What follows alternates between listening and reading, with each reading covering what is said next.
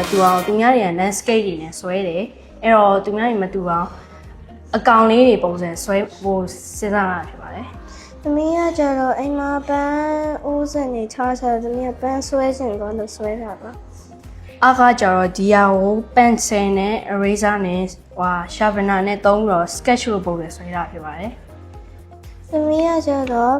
ဒါနှင်းစီပန်းကဦးထဲမှာထည့်ထားတဲ့ပုံမှာသမီးက water color ရဲ့ marker ရဲ့ color pencil ရဲ့သုံးပြီးဆွဲထားတဲ့ပုံမှာအောက်ကိုတနိုင်ခွဲ2နိုင်လောက်အချိန်ပေးပြီးဆွဲခဲ့ပါတယ်သမီးကကျတော့2နိုင်လောက်အချိန်ပေးပြီးဆွဲခဲ့ရပါတယ်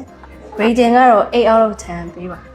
သမီးကလည်းထွက်လာတဲ့ပုံကြိုက်ပါတယ်သမီးကလည်း8 out of 10ပေးပါတယ်22ရက်နေ့17လ2025မှာကျင်းပမယ်ပကြီးပြပွဲလေးကိုအားလုံးလာဖို့ဖိတ်ခေါ်ပါတယ်